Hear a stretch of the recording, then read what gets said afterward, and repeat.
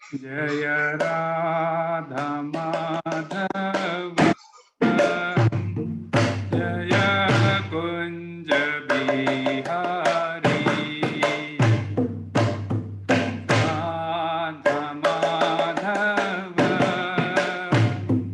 जय कुंज बिहारी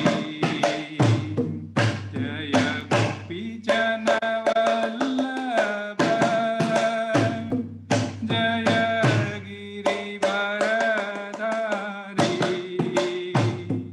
जय गिरिवरधारी जय गोपी जन वल्लभ जय गिरिवरधारी जय गिरिवरधारी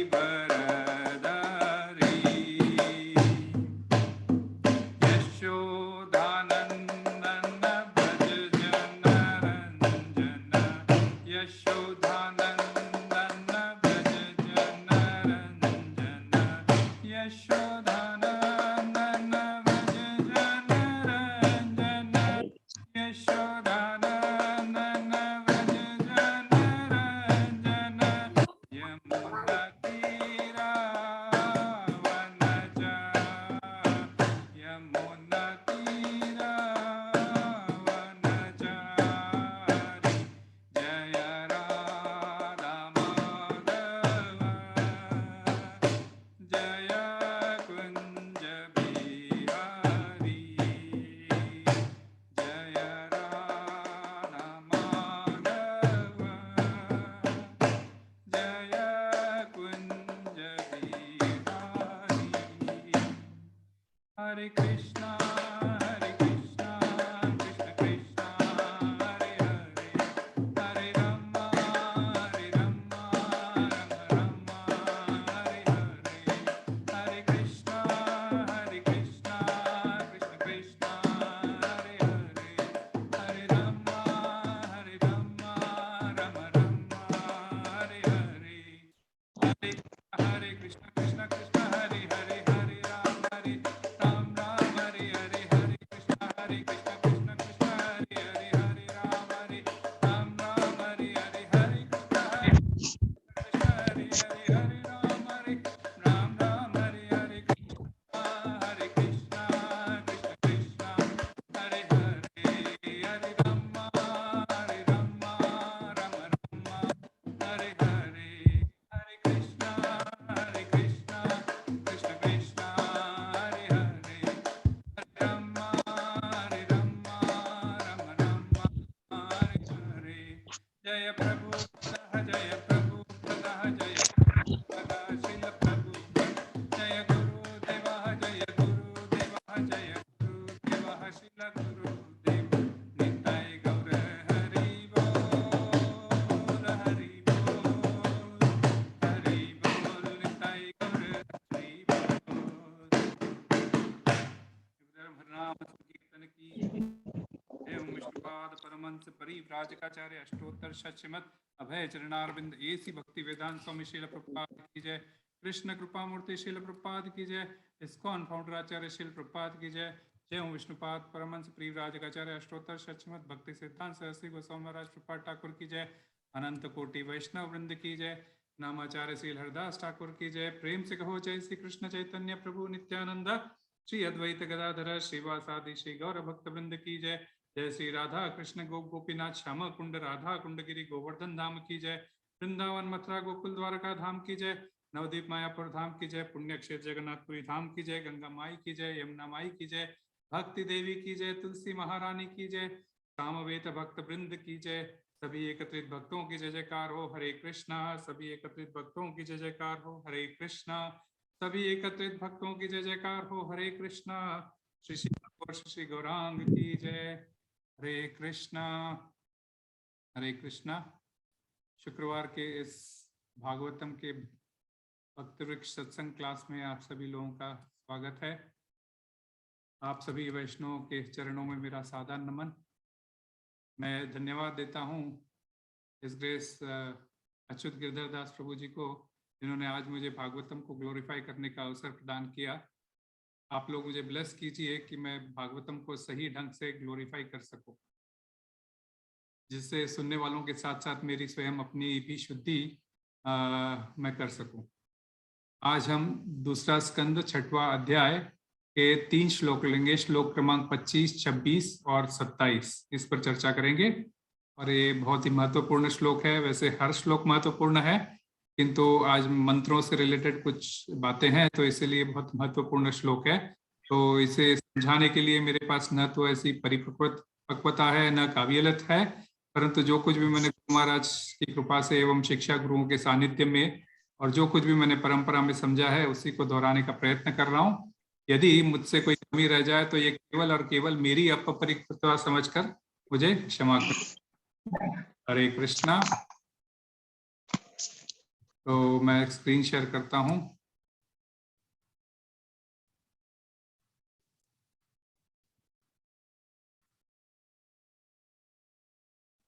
ओम नमो भगवते वासुदेवाय।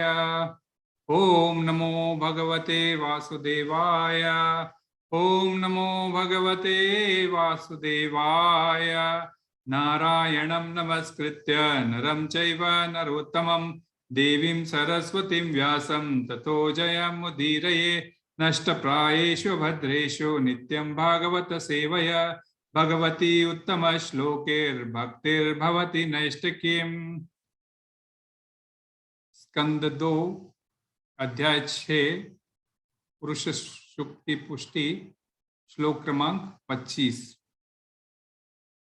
वस्तुन्योषधय स्नेहा रसलोह मृदो जलम रुचो यंजूषि सामानी चातुर्होत्रम च सत्तम। वस्तुन्योषधय स्नेहा रसलोह मृदो जलम रुचो यंजूषि सामानी चातुर्होत्रम च सत्तम।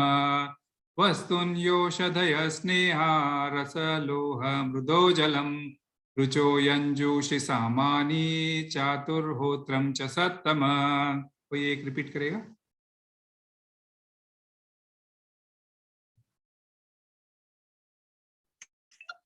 हरे कृष्णा। वस्तुन्योषधय स्नेहा रसलोह मृदो जलम रुचो यंजूषि सामानी चातुर्होत्रम च सत्तम।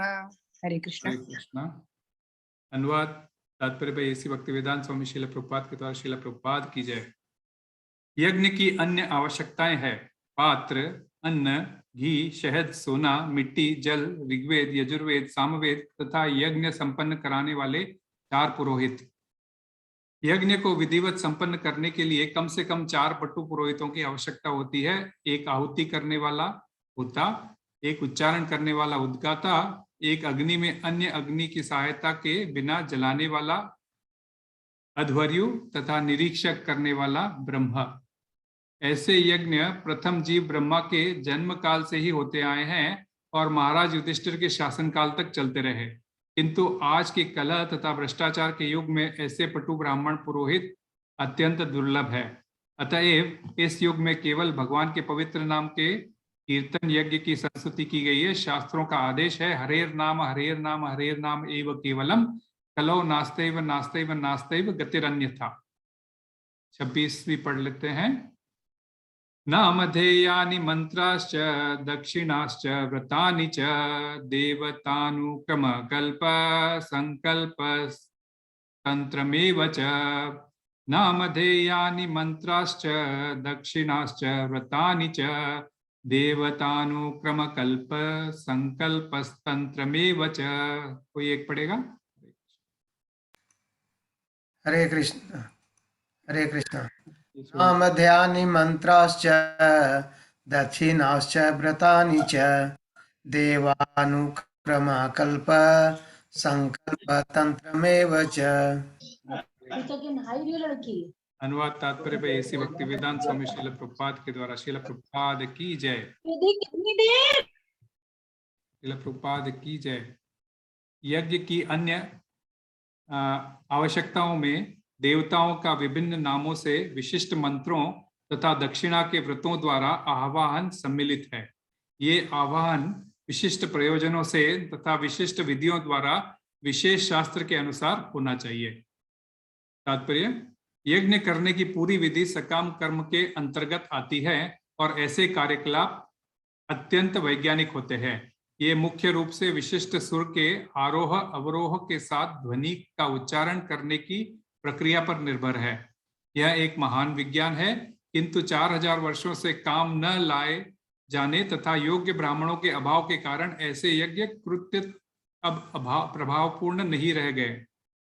न ही इस पतित काल में इसकी संस्तुति की जाती है। इस युग में प्रदर्शन के रूप में किया जाने वाला ऐसा यज्ञ चालाक पुरोहितों द्वारा मात्र ठगी का कार्य है। अतएव यज्ञों का ऐसा दिखावा किसी भी स्तर पर प्रभावशाली नहीं हो सकता। सकाम कर्म भौतिक विज्ञान द्वारा और कुछ हद तक स्थूल भौतिक सहायता द्वारा संपन्न किए जाते हैं, किंतु भौतिकतावादी लोग शब्दोच्चारण की विधि में सूक्ष्मतर प्रगति की प्रतीक्षा में है, जिस पर वैदिक मंत्रों की स्थापना हुई है।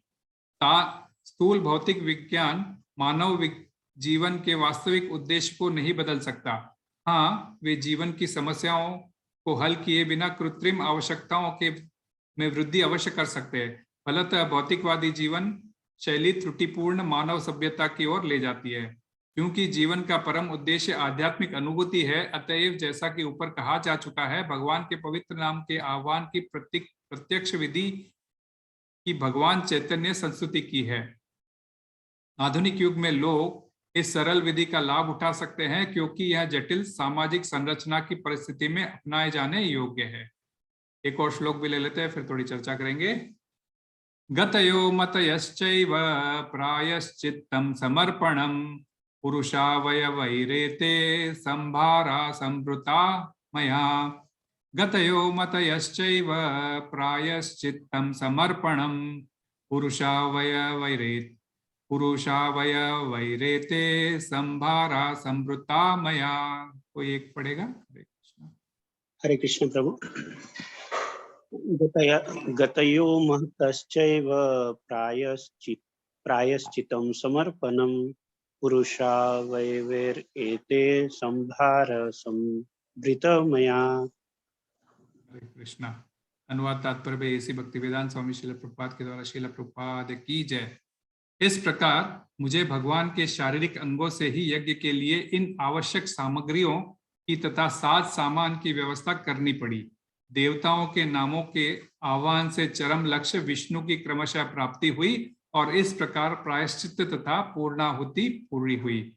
इस श्लोक में तात्पर्य, इस श्लोक में समस्त सामग्रियों के स्रोत के रूप में भगवान के व्यक्तिगत स्वरूप पर अधिक बल दिया है, न कि निर्विशेष ब्रह्म ज्योति पर। परम भगवान नारायण समस्त यज्ञ फलों के लक्ष्य है, अतएव वैदिक मंत्र अंततोगत्वा इसी उद्देश्य की प्राप्ति के लिए होते हैं। इस तरह नारायण को प्रसन्न करके तथा वैकुंठ धाम के आध्यात्मिक साम्राज्य के नारायण के प्रत्यक्ष सानिध्य में प्रविष्ट होकर मनुष्य जीवन को सफल बनाया जा सकता है। हरि ओम तत्सत। ओम अज्ञानतिमिरान्धस्य ज्ञानाञ्जनशलाकया चक्षुरुन्मिलितं येन तस्मै श्री गुरुवे नमः। श्री चैतन्य मनोभीष्टं स्थापितं येन भूतले स्वयं रूप कदा मह्यं ददाति स्वपदान्तिकं।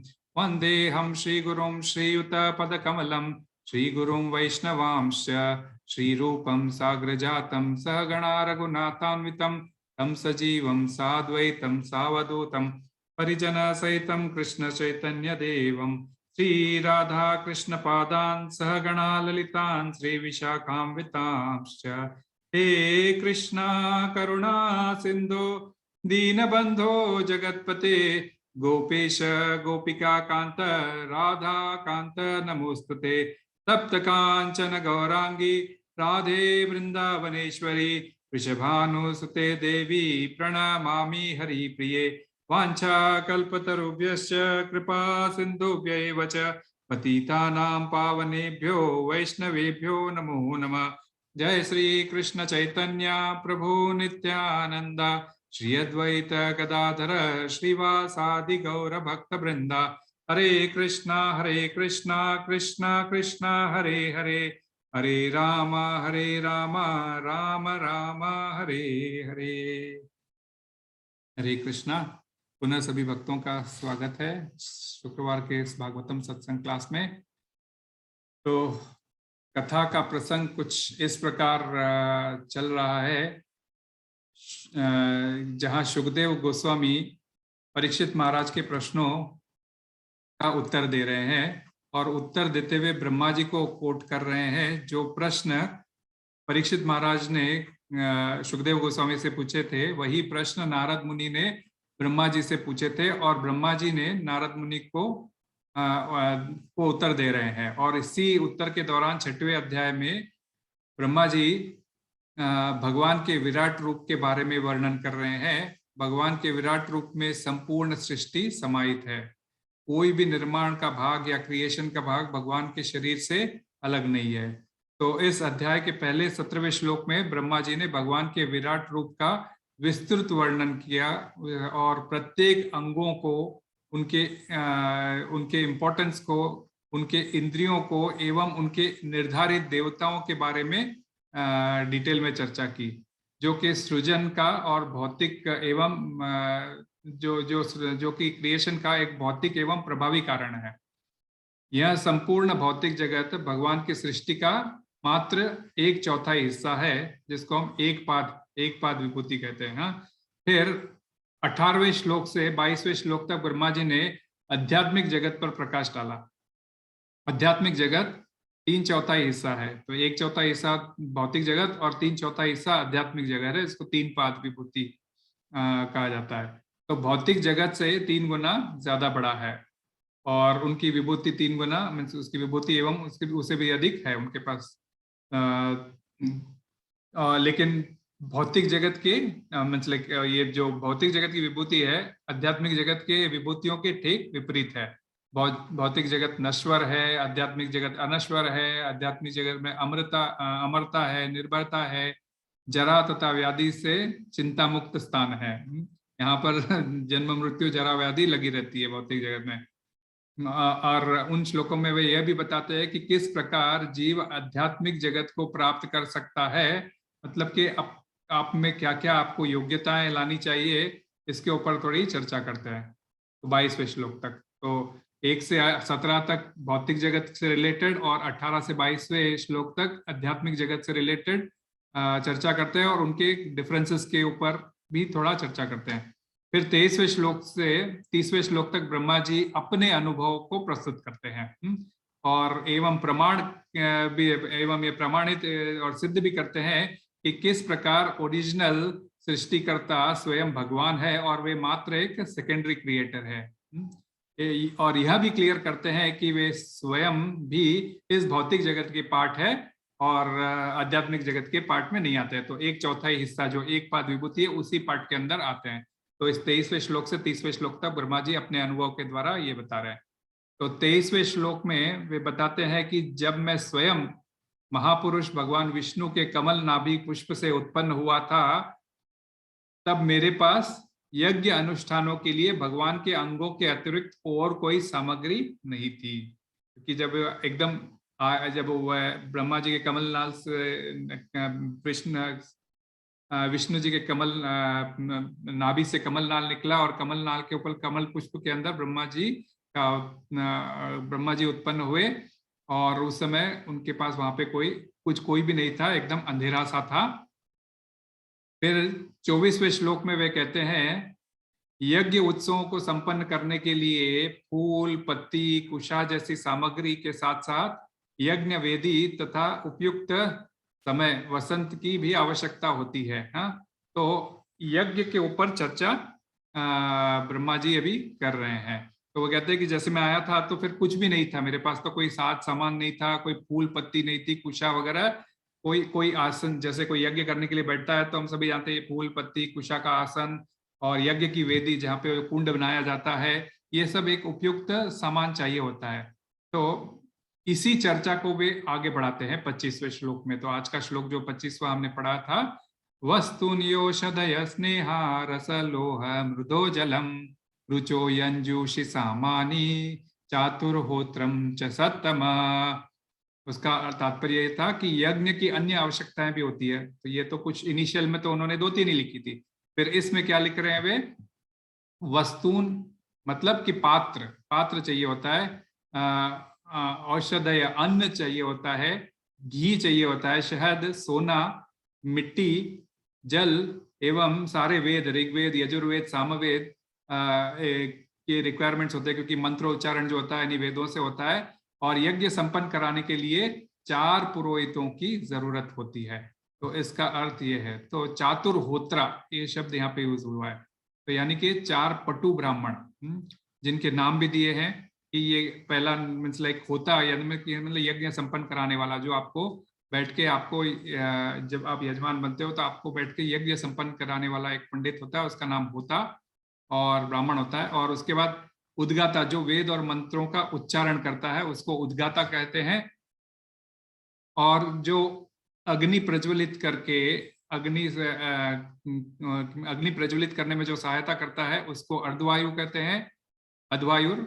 और अंत में एक और ब्राह्मण जिसका नाम ब्रह्म, तो यज्ञ जो इन सब का निरीक्षण करता है कि सब कुछ सही तरीके से हो रहा है, इसके बाद ये प्रोसेस होता है, तो उसके लिए ये चीज रेडी रखता है। इस प्रकार 4 पटु ब्राह्मणों का होना जरूरी है।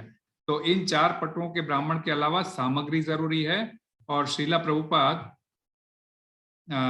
तात्पर्य में लिखते हैं कि सृष्टि के प्रथम जीव ब्रह्मा जी के काल से युधिष्ठिर के काल तक इस प्रकार के यज्ञ होते आए थे, परंतु आज के कलह तथा भ्रष्टाचार, बहुत नोट करने वाली बात है, कलह तथा भ्रष्टाचार के युग में ये पटु ब्राह्मण या पुरोहित मिल पाना अति ही दुर्लभ है।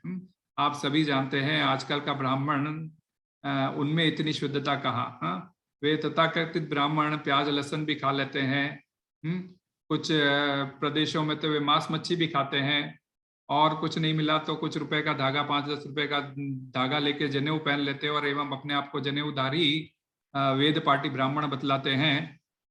तो और आपके घर आकर वे ऐसे यज्ञ भी करवा देते हैं, जो केवल, आगे प्रभुपाद कहेंगे, जो केवल ढोंग के अतिरिक्त और कुछ भी नहीं होते।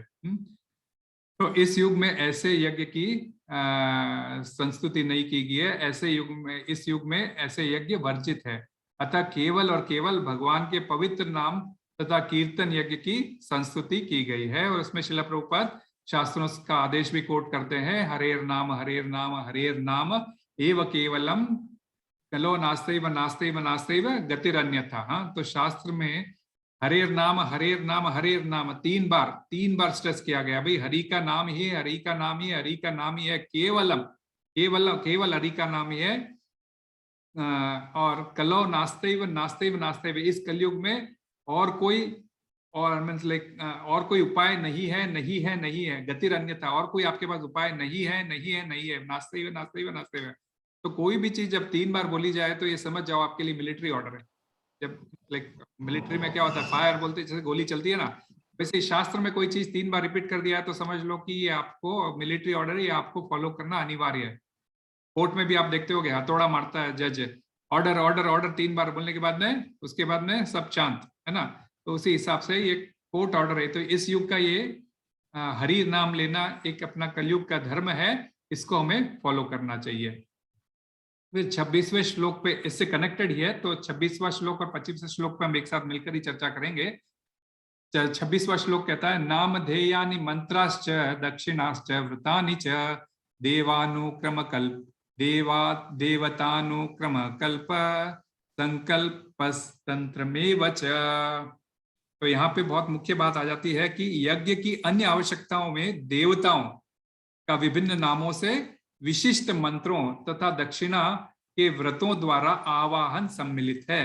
तो कहने का मतलब यहाँ पे देवताओं का आवाहन होता है यज्ञों में, और विशिष्ट मंत्रों का उच्चारण ये सम्मिलित होता है। ये आवाहन विशिष्ट प्रयोजनों, यानी कि कुछ कारण, जैसे अपने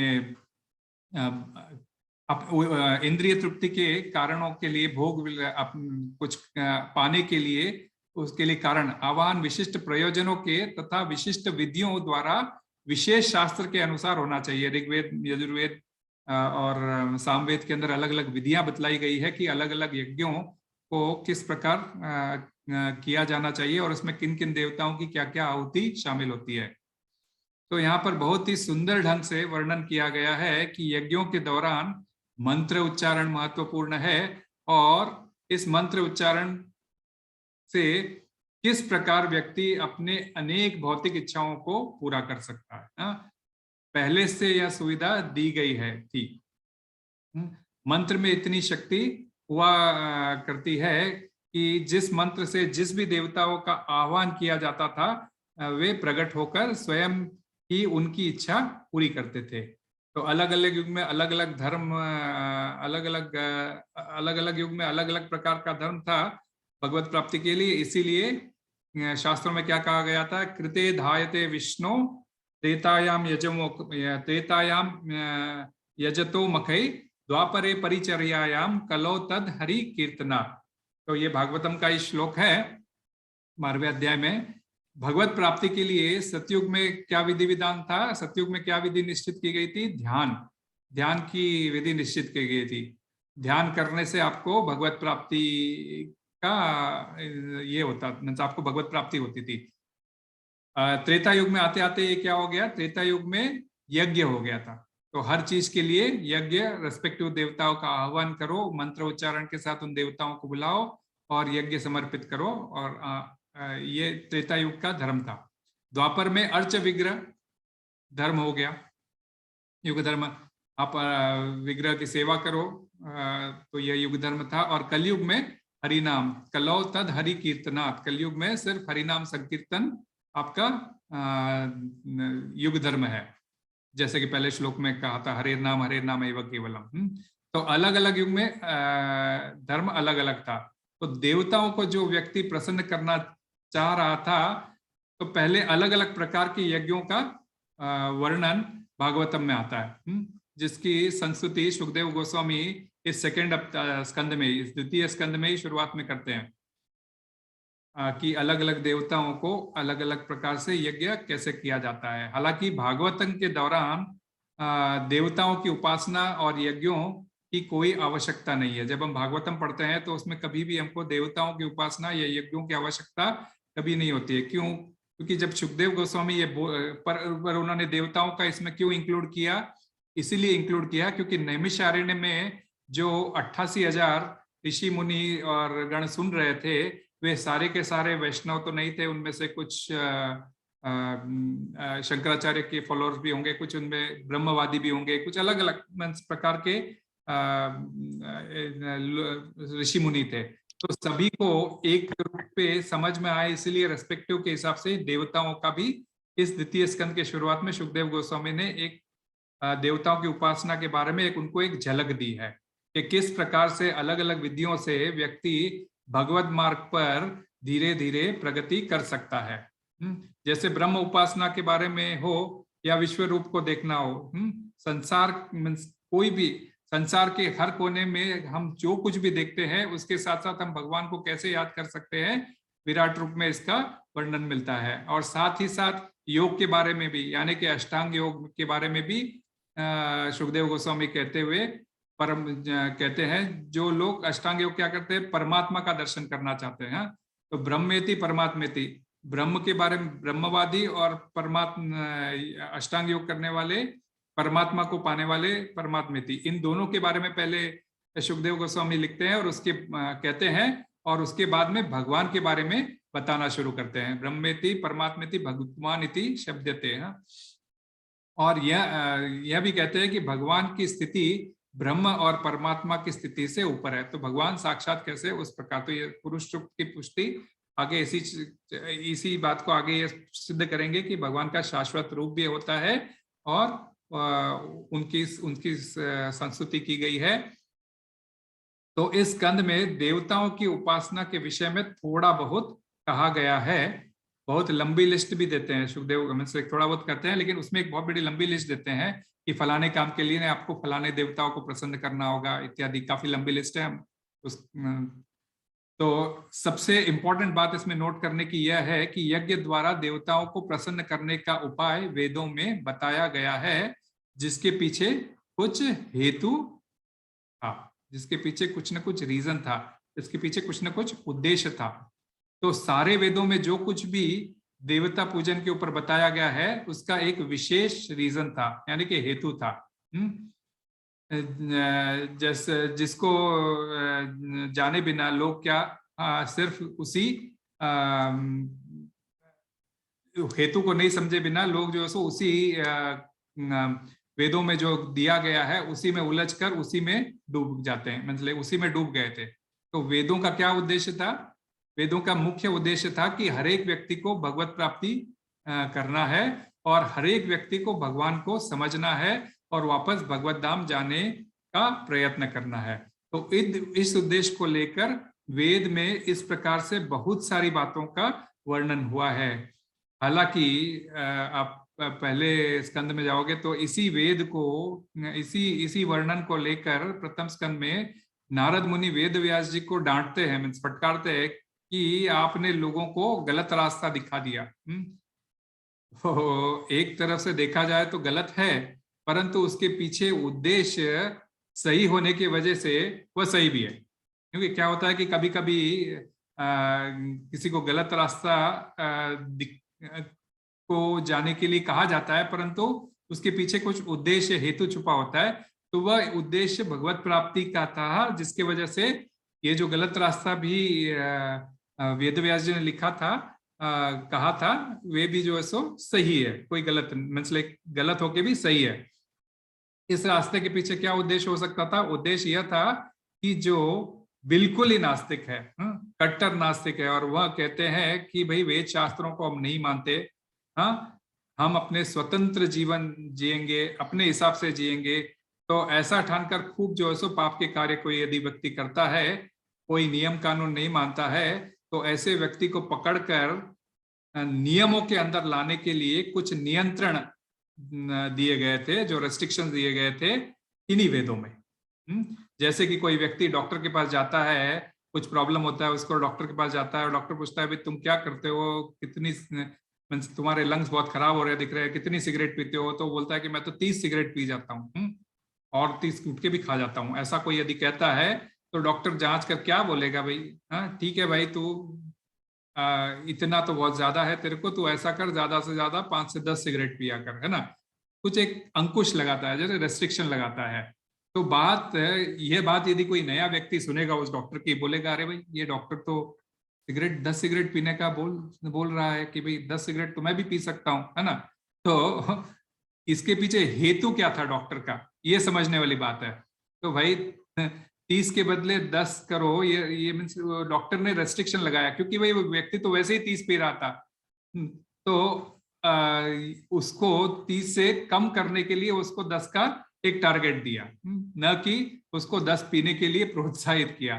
तो इसी से बात समझना चाहिए कि मैं जो व्यक्ति परिवार से कि नहीं सुनता और अपने शौक मौज के अंदर खूब सिगरेट पी के अपना स्वास्थ्य का नष्ट करता है, तो उसके लिए डॉक्टर ने कुछ एक रेस्ट्रिक्शन से उसको एक कंट्रोल में लाने की बात की। तो एक बाउंड्री निर्धारित की जिसके तहत जो है सो वह स्वस्थ रह सके।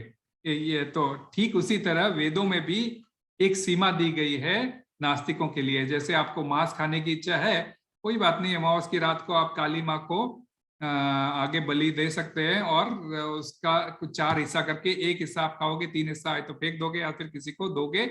इस प्रकार का वेदों में एक ये दिया गया। अब जो व्यक्ति मांस खाना चाहता है उसको एक सीमा बांध दी गई, भाई मैं इसी दिन खा सकता हूँ।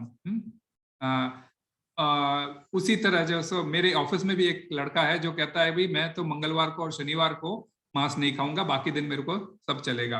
तो ये रेस्ट्रिक्शन कि भाई है, ऐसा करने से व्यक्ति में एक आसक्त, मतलब क्यों दिया गया है रेस्ट्रिक्शन इसीलिए दिया गया है कि ही व्यक्ति में एक आसक्ति जगे, किसके प्रति? वेदों के प्रति, और देवताओं के प्रति। तो धीरे धीरे उसकी आसक्ति जगेगी इनके प्रति, और जैसे आज मंगलवार है, हनुमान जी का वार है, शायद मैं नहीं खाऊंगा, इस प्रकार वो कुछ जो है सो देवताओं को याद करता है। और देवताओं के थ्रू, क्योंकि अब वो देवताओं की उपासना करेगा तो भी अंततः वह जो है सो उसकी भगवान की ही कृपा मिलेगी, क्योंकि इनडायरेक्टली वह देवता का कोई पूजा कर रहा है तो वो इनडायरेक्टली भगवान के कोई अंग की पूजा कर रहा है। ये हालांकि सही नहीं है, भगवत गीता इसको बताता है, लेकिन फिर भी अंत में उसको भगवत कृपा प्राप्त होगी और इसके अलावा क्या होगा, आपको इंद्रिय तृप्ति करनी है, परंतु नियम फॉलो करने से क्या होगा, ये मंगलवार शनिवार का इंद्रिय तृप्ति के उसके ऊपर निग्रह हो जाएगा और एटलीस्ट वह जो है सो भगवत मार्ग पे चलना लगेगा, एटलीस्ट इन 2 दिनों में। तो श्रील रूपक गोस्वामी भी उपदेशामृत के दूसरे श्लोक में लिखते हैं, अत्याहार प्रयासश्च प्रजल्पो नियमाग्रह जन संगश्च लौल्यम च षड्भिर भक्ति विनश्यति। तो ये 6 प्रकार के कार्य करने से अत्याहार, ओवर ईटिंग, प्रयासश्च अननेसेसरी का एंडेवर करना, किसी काम जो हमारे बस की बात नहीं उसके पीछे दौड़ना, प्रजल्पो फालतू की बातें करना, कृष्ण की बातें न करके और अन्य बातें करना, नियमाग्रह, नियमाग्रह के 2 मीनिंग आते हैं, जनसंग की मीन्स नियम को फॉलो करना या नियम के विरुद्ध जाना, जन संगश्च मतलब अन्य लोगों का संग करना, भक्तों का संग नहीं करना, और लौल्यम च किसी के प्रति लौल्यम रखना। तो ये इस 6 प्रकार के करने से भक्ति नष्ट हो जाती है। इसमें अत्याहार को ही ले लेते हैं, अत्याहार करने से भक्ति नष्ट हो जाती है। परंतु कोई भी, जब आप देखोगे शुरुआत में जब हम इस्कॉन में आते हैं तो श्रीला प्रभुपाद क्या कहते थे, कोई भी नया भक्त आता था श्रीला प्रभुपाद क्या कहते थे कि खूब प्रसाद खाओ, पेट भर खाओ और फिर खूब कीर्तन करो, खूब नाचो। एक शब्द भी यूज करते थे, अखंड भोजन उदंड कीर्तन, इस तरह कहा करते थे। तो अब यही करना है तो सभी लोग खुश थे, परंतु आगे चलकर जब श्रीला प्रभुपाद रेस्ट्रिक्शन लगाते हैं, कम खाओ, मन पर कंट्रोल करो, जीवा पर कंट्रोल करो, और उपदेशामृत के इस अत्याहार के श्लोक पर जब आते हैं तो इससे भक्ति कम होती है, तो शिष्य बड़े परेशान हो जाते हैं। तो एक बार वे श्रीला प्रभुपाद से पूछते हैं कि प्रभुपाद आपने पहले हमें खूब खाने को कहा और अब कह रहे हो कि कम खाओ, ये मतलब कैसे, ऐसा क्यों? तो श्रीला प्रभुपाद कहते हैं, जब मैंने ही तुम्हें खाने को कहा था, इनिशियली मैंने ही तुम्हें खाने को कहा था और मैं ही तुम्हें अब कम खाने को कह रहा हूँ। तो उनका तात्पर्य क्या था कि पहले आप लोग बाहर के बहुत सारा कचरा, नॉनवेज वगैरह सब खाते थे और पाप खाते थे इनडायरेक्टली, मींस बाहर का आप जब खाते हो अनऑफर्ड रहता है, वो पाप खाते हो। तो आपके खाने की प्रवृत्ति को भगवत सेवा में बदलने के लिए मैंने पेट भर प्रसाद खाने को कहा था, है ना। इसलिए है ना कि अखंड भोजन उदंड कीर्तन। तो भाई जब तुम बाहर का कचरा खाओगे, कचरा पट्टी खाओगे, उससे अच्छा भगवान का प्रसाद खाओ, बिंदास खाओ, खूब खाओ और खूब कीर्तन करो, इसीलिए मैंने कहा था। तो भगवत सेवा में धीरे धीरे आप लोगों की प्रगति होने पर मैंने आप लोगों को अपनी जीवा पर कंट्रोल, इंद्रियों पर संयम एवं अल्पाहार करने को अब कह रहा हूं। तो दोनों बातें गलत नहीं है, तो इनफैक्ट यही प्रोसेस है। शुरू में जब कोई कृष्णा कॉन्शियस में आता है तो उसको लगता है भाई ये तो स्वर्ग है, खाओ और कीर्तन करो, उसका अपना लोग अपना चैंट एंड बी हैप्पी, अपना जो चैंट एंड बी हैप्पी, तो खूब रसगुल्ला खाओ, गुलाब जामुन खाओ, आनंद में रहो, बस क्या है, साथ में साथ एक माला जब भी करो। कोई नए भक्त आते हैं तो मंदिर में हम लोग क्या करते हैं, सवेरे सवेरे आरती वारती करने के बाद में एक माला दे देते हैं कि भाई एक माला आप चैंटिंग करो। फिर उसको आदत लगती है और धीरे धीरे हम 16 माला तक उसको लिख आते हैं और फिर धीरे धीरे भगवत गीता और भागवतम के शास्त्रों के ऊपर अध्ययन करवाना शुरू करते हैं।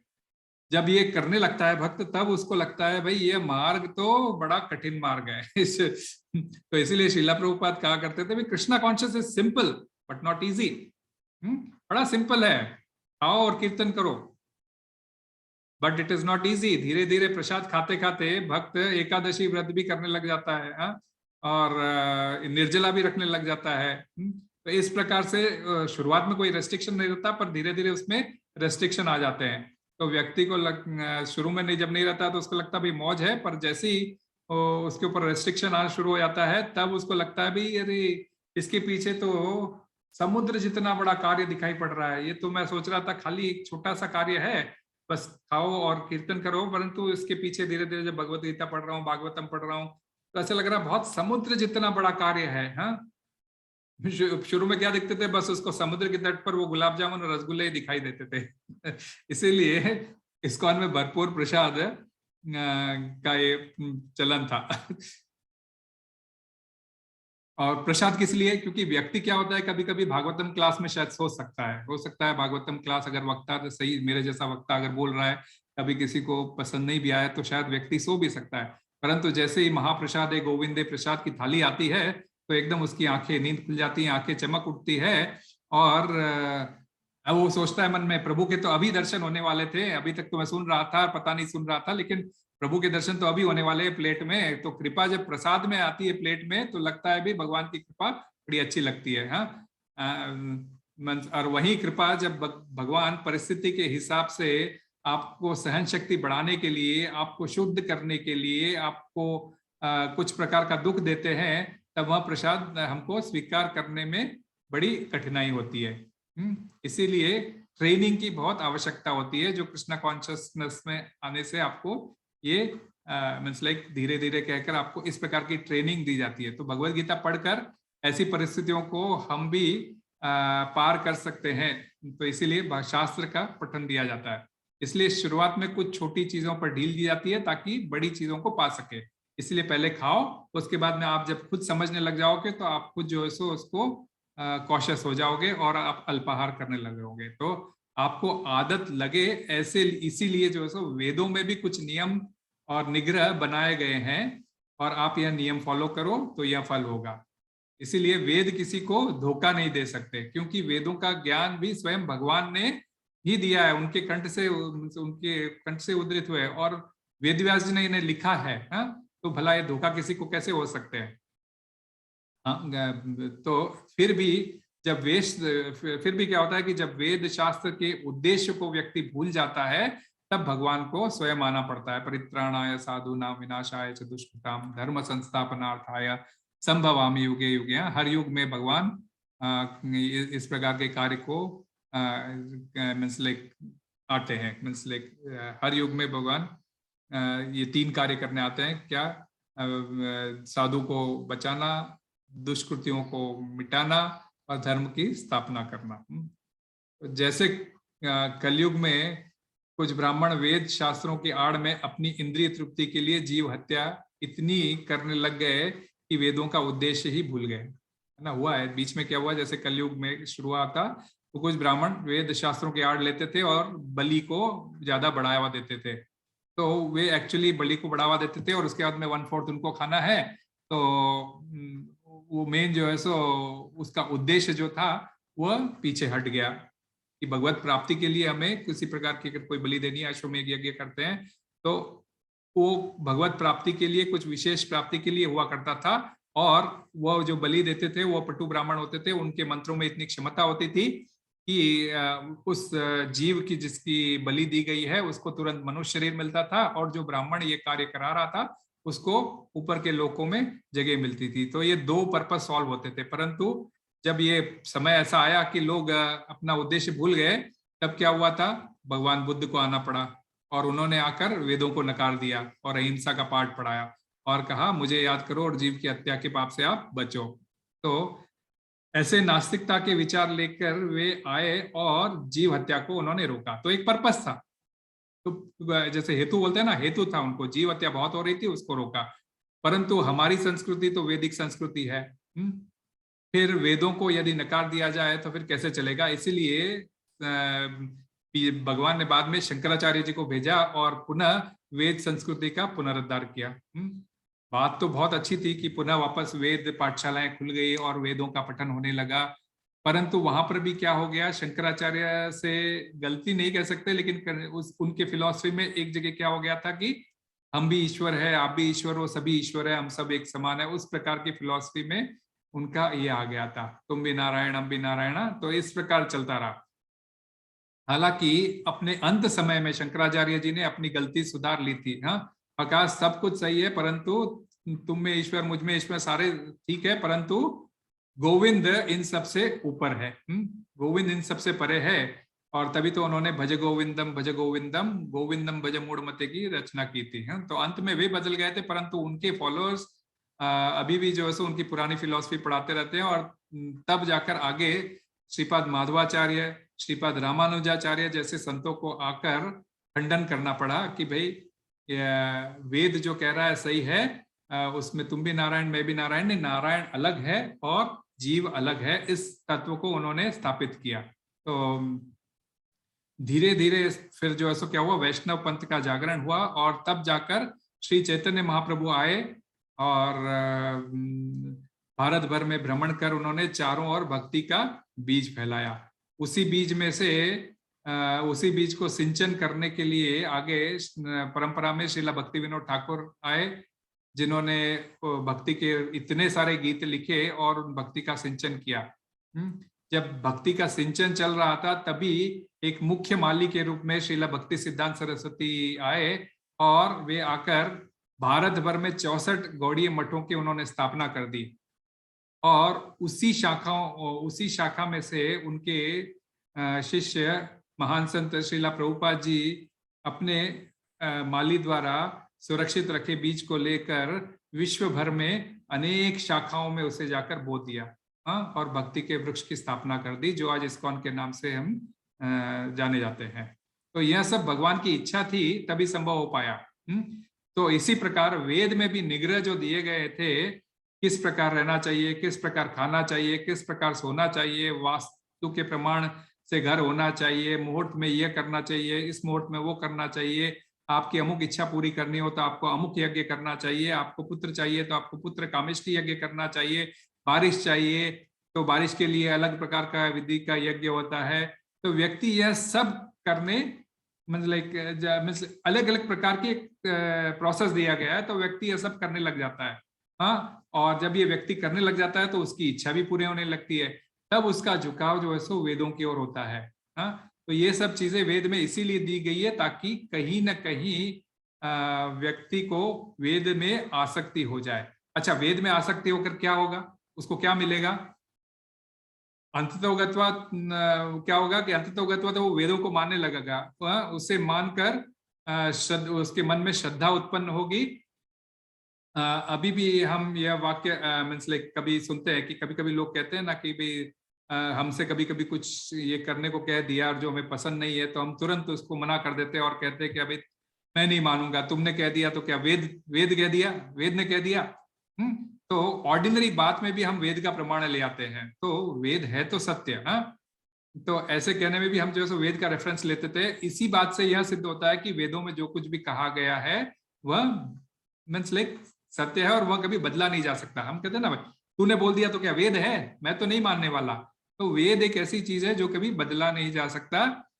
और वेद शास्त्र जैसे और वेद शास्त्र ऐसे शास्त्र है कि उसके अंदर हर प्रकार की चर्चा आपको अवश्य मिलेगी, चाहे वो भौतिक विषय हो या फिर आध्यात्मिक विषय हो।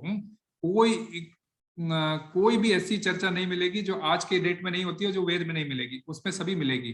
तो कोई खोज ऐसा नहीं है जो वेदों में लिखा ना गया हो। फिर भी आजकल के साइंटिस्ट क्या है, नई नई खोज रिसर्च करते रहते हैं। चूंकि उनको वेदों का कुछ ज्ञान नहीं होता, वे कहते हैं कि भी यह नया ज्ञान है। मूर्खों, ऐसा कोई विषय नहीं है जो वेद में नहीं दिया गया है। हाँ, ये वेद में जो भी दिया गया, ये जो ज्ञान है सारा व्यास उच्चिष्ट ज्ञान बोलते हैं, अर्थात व्यास जी ने वेदों में सब कुछ कह रखा है। इस प्रकार व्यक्ति वेदों के सहारे यज्ञ करके अपनी इच्छाओं को पूरी करता है। जैसे कि अभी हाल में पुत्रदा एकादशी गई थी, उसकी स्टोरी में क्या आता है, एक राजा को पुत्र नहीं था, पुत्रहीन होने के कारण बड़ा दुखी था और चिंता करता था कि मेरे बाद मेरे पिंडदान कौन करेगा। यह सोचकर वह घर से निकल जाता है, जंगल जंगल घूमता है, इधर उधर जाता है। अंत में वो क्या मानसरोवर के तट पर पहुंचता है, जहां पर जाकर उनके ऋषि मुनियों की मुलाकात होती है। बड़ा भूखा प्यासा होता है, प्यास लग रही होती है और ऋषि मुनियों को प्रणाम करता है। और ऋषि मुनि उनसे जब बात पूछते हैं तो वो अपनी व्यथा उनसे क्या सुनाता है। तब ऋषि मुनि बोलते हैं कि भी आज पुत्रदा एकादशी है, यदि आप निर्जल रहकर आप उपवास कर सकते हैं तो आपको पुत्र की प्राप्ति अवश्य होगी। यह सुनकर राजा तो वैसे ही भूखा प्यासा था, और परंतु व्रत का मीन्स लाइक व्रत का ये ऐसा विधान सुनकर उसने सोचा कि बाकी समय भी ऐसे ही गुजार देता हूँ। यह निर्णय लेकर वह ऋषियों के संग में रह गया और अगले दिन द्वादशी पर ऋषियों के सानिध्य में उसने पारायण कर अपना व्रत तोड़ा और घर को लौटा, और उसके बाद में उसको पुत्र की प्राप्ति भी हुई। हाँ, तो वेदों में कही गई बात और प्रोसेस व्यक्ति वो बिल्कुल सत्य है और वह व्यक्ति को सतोगुण की ओर खींच कर ले आती है। राजा जैसे अपने नेचर से राजसिक होता है, परंतु अपनी भौतिक इच्छा के लिए यदि वह जब पूजा पाठ यज्ञ इत्यादि करता है तो उसको क्या होना पड़ेगा, स्नान होकर शुद्ध वस्त्र पहनकर बैठना पड़ेगा, जिससे शुद्धता आती है, जो सतोगुण का प्रतीक है। फिर क्या होता है, ब्राह्मण के सानिध्य में मंत्र उच्चार करता है, ब्राह्मणों के साथ बैठकर मंत्र उच्चार करता है, खुद भी बोलता है, ब्राह्मण बोलते हैं तो वो सुनता है, तो उससे क्या होता है, उसकी चैंटिंग, हियरिंग और ब्राह्मणों का एसोसिएशन, सत्संग उसको मिल जाता है। और अंत में ब्राह्मणों को उसको दान देना पड़ता है, अंत में दान इत्यादि देता है, जिससे त्याग की भावना आती है। तो ये ऐसा माहौल उसे जड़ जो जगत में अभी वो जगत में है उससे थोड़ा और ऊपर की ओर ले जाता है। भले ही उसने भौतिक इच्छा से कार्य किया था, परंतु इनडायरेक्टली वह कार्य उसने उसको जो है सो शुद्ध बना देता है। इसी प्रकार सदोगुणी होकर भी वह धीरे धीरे भगवान के नजदीक चला जाता है और भगवत मार्ग की पहली सीढ़ी पर चढ़ता है। तो यह एक प्रोसेस है, परंतु बहुत ही स्लो प्रोसेस है। जैसे कोई सीढ़ियां चढ़कर 50 माले का लक्ष्य तय कर रहा हो, ये वैसा मार्ग है तो भगवत मार्ग। और वही व्यक्ति जब सुनता है कि यह प्रोसेस करने से उसे स्वर्ग की प्राप्ति होगी और ऐसे पुण्य कर्म करने से उसे स्वर्ग मिलता है, तो बहुत, जहां स्वर्ग में जाकर वहां बहुत सारा भोग विलास मिलेगा, लंबी उम्र होगी, बहुत ज्यादा भोग विलास कर सकता है, और वहां पे मृत्यु का भय नहीं होता, तो वह प्रसन्न हो उठता है। और यहाँ तक कि यहाँ जैसे दुखी रहता है उस प्रकार दुखी नहीं होता है, परंतु मन ही मन वह यह जान चुका होता है कि इस शरीर में तो वह स्वर्ग नहीं जा सकता, हाँ, वहां जाने के लिए उसे स्वर्गवासी होना पड़ेगा, तो यह शरीर छोड़ना पड़ेगा। स्वर्ग जाने की तैयारी में अब उसे आत्मज्ञान हो जाता है कि मैं शरीर नहीं आत्मा हूँ, हाँ, शरीर छोड़ूंगा तभी स्वर्ग जा सकता हूँ। तो आत्मज्ञान है, इसको भगवद गीता का हमारा ये पहला पार्ट है कि मैं शरीर नहीं आत्मा हूँ। तो आत्मज्ञान के आने से वह जिज्ञासा करने लगता है कि आत्मा का क्या कर्तव्य है, मैं यहाँ कैसे आया हूँ, परमात्मा कौन है। फिर ज्ञान अर्जित करने लगता है, तब वेद के मंत्र ओम पूर्णमद पूर्णमिदम पूर्णात् पूर्णमुदच्यते पूर्णस्य पूर्णमादाय पूर्णमेवावशिष्यते, ये ऐसे वेद मंत्र पढ़ने लग जाता है। तो धीरे धीरे मंत्रों के उच्चारण सीखने लगता है और भगवद गीता पढ़ता है और मन में दृढ़ विश्वास होने लगता है कि इसमें यदि जो भी दी गई है शिक्षाएं तो उसे स्वीकार करूंगा, तो मुझे जो है सो डेफिनेटली उसका रिजल्ट मिलेगा। हाँ, और गलती से फिर वो भागवतम भी फिर भगवद गीता पढ़ते पढ़ते भागवतम पे आना शुरू हो जाता है, और भागवतम में आकर गलती से वह जैसे एक श्लोक पढ़ लेता है, जैसे ये तेजांश कला पुंच कृष्णस्तु भगवान स्वयं इंद्र आदि व्याकुलम लोकम मृडयन्ति युगे युगे। तब उसको पता चलता, अरे कृष्ण भगवान है, देवी देवता भगवान नहीं हो सकते। भागवतम तो पांचवा वेद भी कहा जाता है, तो इसमें जो लिखा है तो सही होगा। हाँ, वेदों ने तो पहले ही कह रखा है हरे नाम हरे नाम हरे नाम एवं केवलम, पिछले श्लोक में, हाँ, हरि का नाम लेना है बस। तो उसको विश्वास हो जाता है कि फिर यदि श्रद्धा से वह भक्ति में को स्वीकार करता है और भक्ति के कार्यों में लग जाता है। और फिर भागवतम का प्रथम श्लोक में क्या कहा गया है, ओम नमो भगवते वासुदेवाय। हाँ, तो भगवते मतलब भगवान वासुदेव के चरण में कौन प्रणाम कर रहे हैं, व्यासदेव जी खुद बोल रहे हैं ओम नमो भगवते वासुदेवाय। व्यासदेव जी प्रणाम कर रहे हैं। तो सारे जिन्होंने सारे वेदांत सूत्रों को निचोड़कर लिखा है, सुखदेव गोस्वामी प्रणाम कर रहे हैं। तो वेदांत सूत्र की कमेंट्री मींस लाइक वेदांत सूत्र की कमेंट्री के रूप में भागवतम है। तो ये भागवतम जो लिखा है ये भी एकदम बिल्कुल सही है। तो भगवान कृष्ण है, और उसके आगे पढ़ता है ओम नमो भगवते वासुदेवाय के आगे तो क्या पढ़ता है, जन्माद्यस्य यशोन्वया चार्थेष्वभिज्ञ स्वराट तेने ब्रह्म हृदय आदि कवयो मुह्यन्ति यत् सूरय तेजो वारिश मृदाम यथा विनिमयो यत्र त्रिसर्गो मृषा धाम्ना स्वेन सदा निरस्तकुहुकं सत्यं परम धीमहि। पहला ही श्लोक है भागवतम का। जन्माद्यस्य यथोन्वया आदिरंतश्चार्थेष्वभिज्ञः। अच्छा, कहने मतलब जन्माद्य से, अच्छा मेरा जन्म पालन मृत्यु सृष्टि का सृजन पालन संहार इत्यादि स्वयं कृष्ण करते हैं। तेने ब्रह्म हृदय आदि कवयो, क्या आदि कवि ब्रह्मा जी के हृदय में भी ज्ञान कृष्ण ने स्वयं दिया है। और यही कृष्ण देवताओं को भी मोहित कर देते हैं। मुह्यन्ति यत् सूरय, सूरय का मतलब देवता, देवता भी मोहित हो जाते हैं।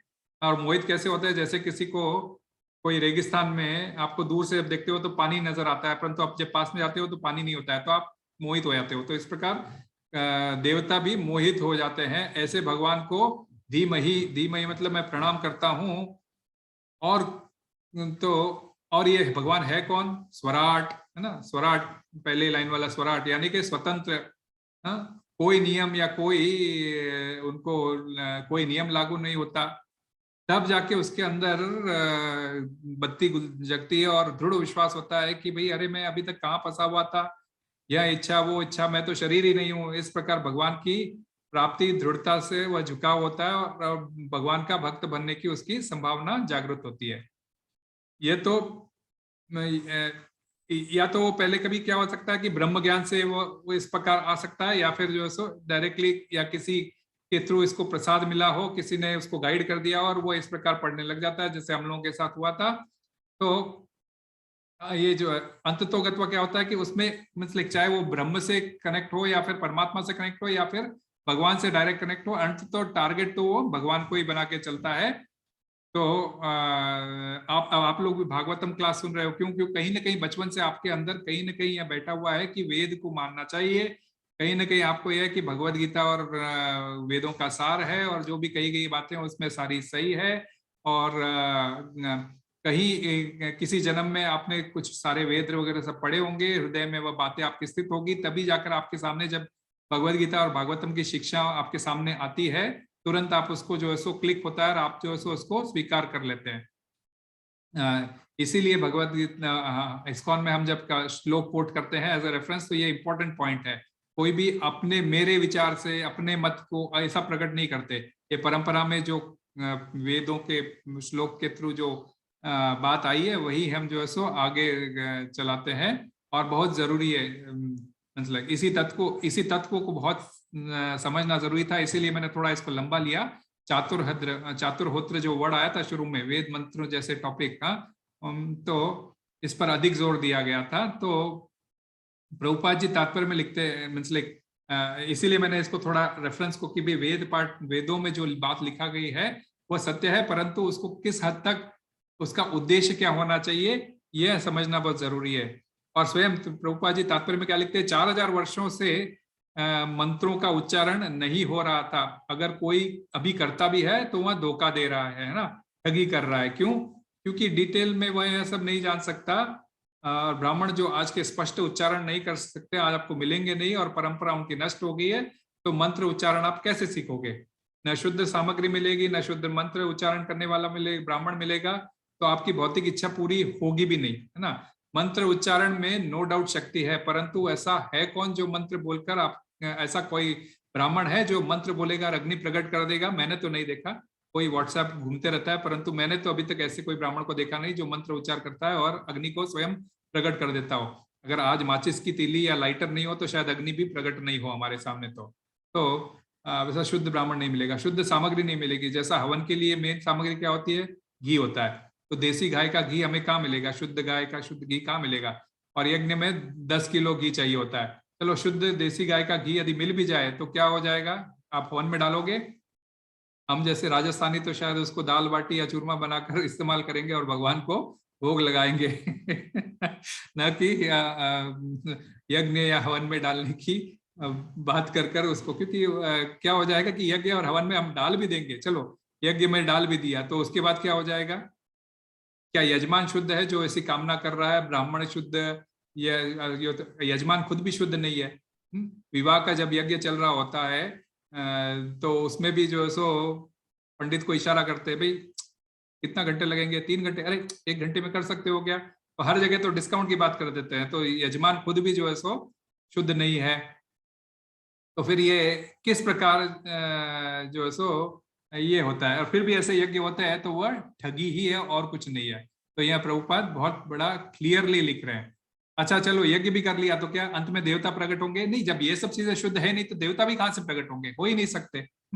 इसीलिए कलयुग में चैतन्य महाप्रभु द्वारा एक अलग मंत्र दिया गया है जिसको हम महामंत्र के नाम से जानते हैं। हरे कृष्णा कृष्ण कृष्ण हरे हरे, हरे राम राम राम हरे हरे।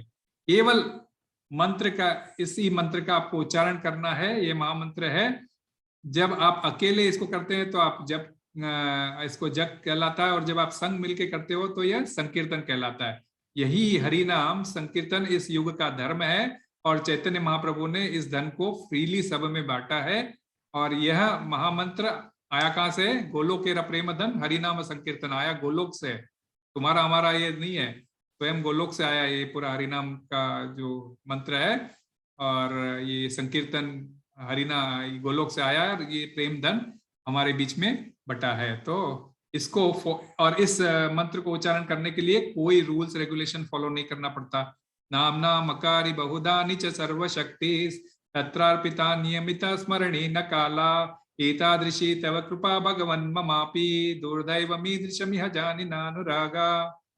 कोई रूल्स नहीं है, कोई काल, कोई समय, कुछ भी नहीं। आप सोकर कर सकते हो, आप बैठकर कर सकते हो, आप चलकर कर सकते हो, कैसे भी आप कर सकते हो, जब कर सकते हो, पर करिए, जब जरूर करिए। ऐसे मंत्र का उच्चारण करते रहिए। यज्ञ के चक्कर में पड़ोगे तो धीरे धीरे भगवत मार्ग से आप धीरे धीरे बढ़ोगे आगे भगवत मार्ग में, परंतु और शायद न भी बढ़ोगे, आप वहीं भी रह सकते हो। हाँ, और आपको लगेगा कि मैं बढ़ रहा हूँ, जैसे कलयुग में हमारी उम्र 70 साल की है और हमें 50 मंजिल की सीढ़ी तय करना है, तो आपको लगेगा मैं प्रगति कर रहा हूँ, और हो सकता है आपकी मृत्यु सामने आ जाए, दूसरे और 10वें मंजिल तक ही आप पहुंच ना पाए और आपकी मृत्यु सामने आ जाए। 50 मंजिल तो बहुत दूर की बात है। तो इसीलिए महामंत्र की इसकी डोर को आप जब पकड़ोगे तो वह जो है आपको लिफ्ट के समान काम करेगी। शॉर्टकट जो है ना, ये शॉर्टकट मेथड है। अब हरिनाम के इस युग के लिए संस्तुति हरिनाम की दी गई है। तो यदि आप हरिनाम करते हो तो आप जैसे 50 माला जाना है तो लिफ्ट चढ़ो, लिफ्ट में बटन दबाया, सीधा 50वें माले तक पहुंच गया। तो ये एक शॉर्टकट मेथड है हरे कृष्ण महामंत्र के जप का। तो कोई पूछ सकता है भी ये जब तो आध्यात्मिक सफर के लिए, हमारी भौतिक इच्छाओं का क्या होगा? तो हरिनाम संकीर्तन अपने आप में पूर्ण है, या आपके भौतिक इच्छाओं के साथ साथ आध्यात्मिक इच्छाओं के भी पूरा करता है। बड़ा पावरफुल पैकेज है। इस एक महामंत्र से आपको सभी चीजों का हल मिल जाता है। जैसे 2000 का नोट होता है तो उसमें 10 का नोट, 20 का नोट, 50 का नोट, 100 का नोट, 200 का नोट, 500 का नोट, 1000 का नोट शामिल होता है कि नहीं होता है ना? तो उसी प्रकार हरिनाम संकीर्तन के अंदर, ये महामंत्र के अंदर सभी मंत्र शामिल है, और इसमें सारी चीजें कवर्ड है। ये कल्पवृक्ष के समान है, एकदम लाइक चिंतामणि, पारसमणि की तरह है।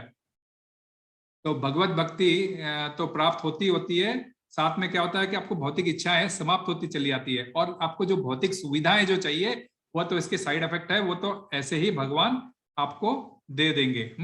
आप यज्ञ के चक्कर में मत पड़ो। क्योंकि लाइक श्रीला प्रभुपाद एक भगवद गीता का जो श्लोक है अन्नात् भवन्ति भूतानि, उसके तात्पर्य में लिखते हैं जब व्यक्ति संकीर्तन करता है तो भगवान और भगवान के नाम का उच्चारण करता है तो उसे कोई भी चीज की कमी नहीं हो सकती।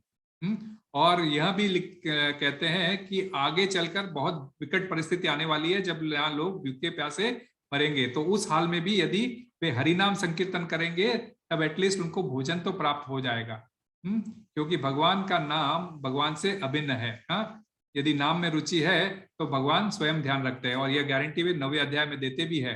अनन्यास चिंतयन्तो मां ये जना पर्युपासते तेषां नित्यभियुक्तानां योगक्षेमं वहाम्यहम्। योगक्षेमम जो बढ़ाया वहाम्यहम्, कि भाई तुम्हें जो भी चाहिए होगा भक्ति के लिए, यदि तुम मेरी भक्ति करते हो, अनन्य प्रकार से भक्ति करते हो, तो तुम्हें भक्ति के लिए जो भी चाहिएगा मैं तुम्हें दूंगा, या फिर तुम्हारे पास जो भी कुछ है उसकी रक्षा मैं स्वयं करूंगा।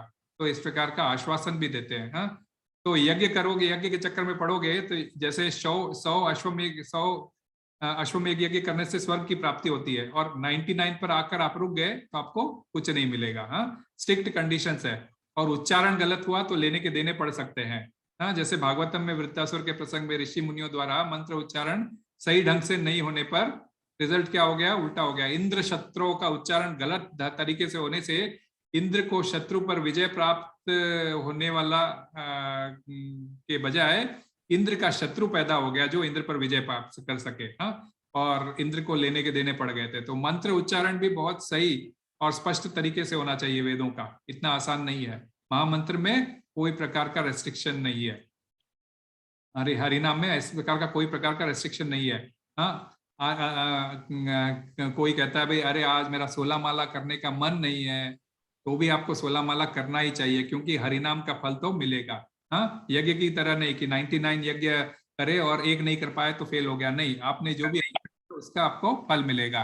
कैसे? जैसे कोई चौकीदार है, बाहर पहरा दे रहा है आपके घर के बाहर, और भले ही वो पहरा दे रहा हो, लेकिन मन में उसके चल रहा है मेरे घर के बारे में, मेरा घर का छत गिर गया है, मैं उसको सोच ठीकना है, सारी रात वो यह सोचता रहा। हाँ, फिर भी अंत में उसको उस महीने के आखिर में पगार तो मिलेगी। मालिक ये तो नहीं बोलेगा भाई तू मेरा चौकीदारी नहीं करके अपने घर के बारे में सोच रहा था, ये तो नहीं बोल सकता ना।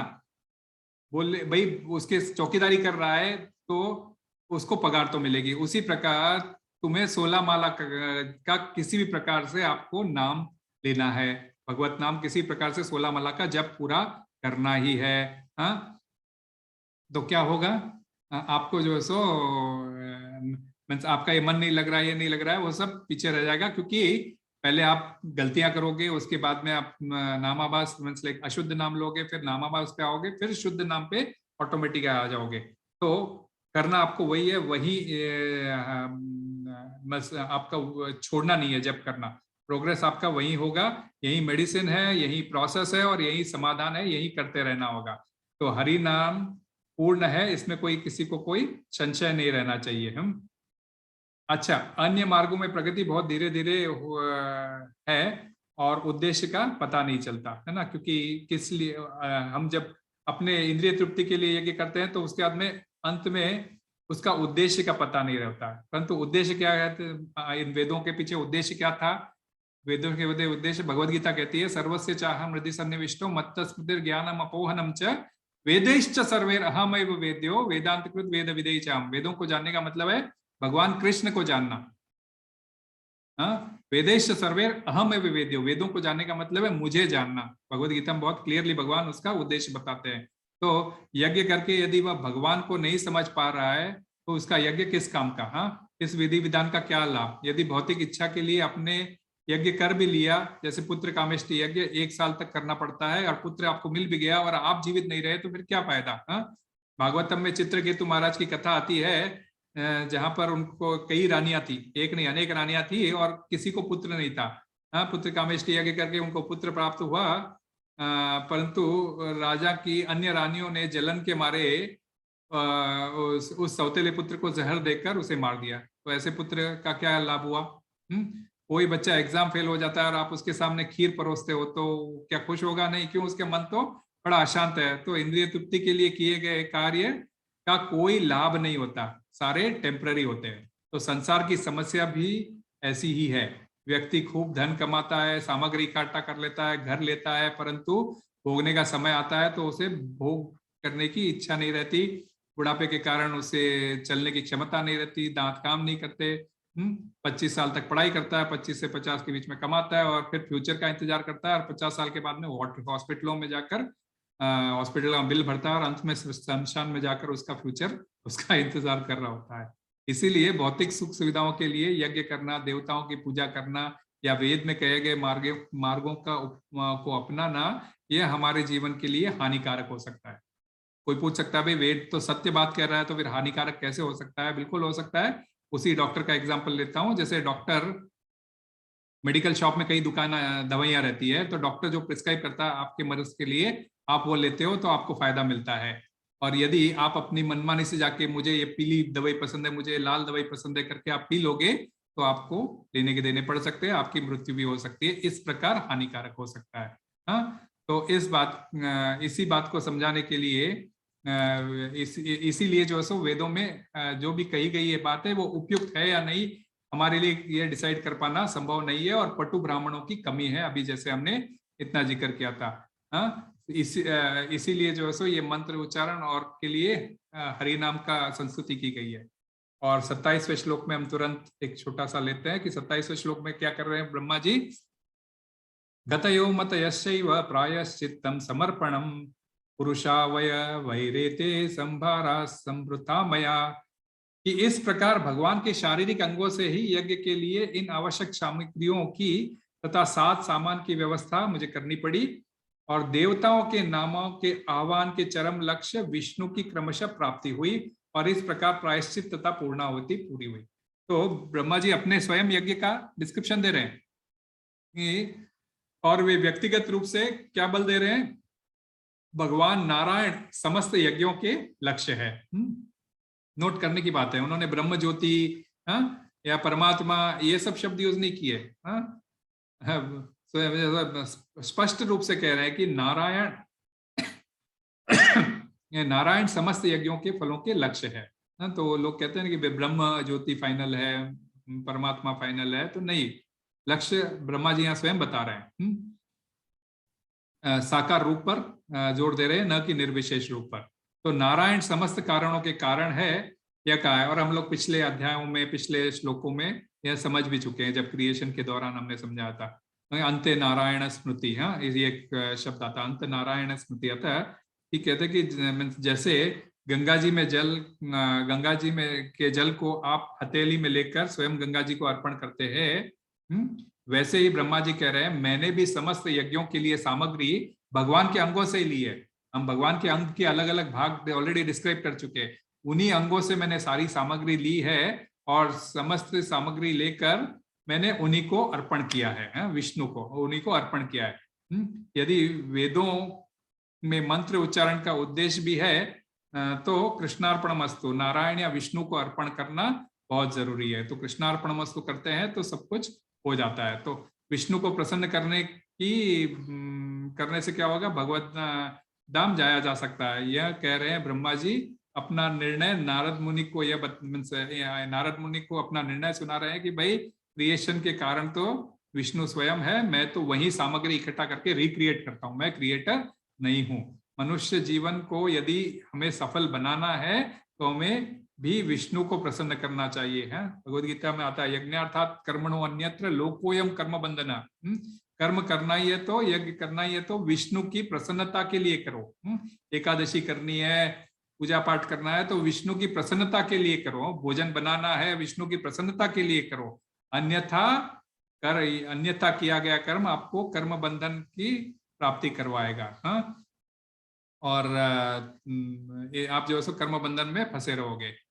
एक और मुख्य क्लैरिफिकेशन इस श्लोक से यह मिलता है कि ब्रह्मा जी की स्वयं की आइडेंटिटी भी इस भौतिक जगत से कनेक्टेड है। उनका एड्रेस प्रूफ, हम जो बोलते हैं ना आधार, एड्रेस प्रूफ ब्रह्मलोक, यानी कि ब्रह्मलोक भी भौतिक जगत में आता है और भगवान शाश्वत जगत को बिलोंग करते हैं। जब इन्होंने पहले 17 श्लोक और बाद के 6 श्लोक उन्होंने जब डिस्क्राइब किया था तो वे स्वयं अपने लोक की करते हैं कि मेरा खुद का जन्म भी ब्रह्म विष्णु के कमल नाभि से निकले कमल नाल से हुआ है और मैं स्वयं इस भौतिक जगत का रहवासी हूँ।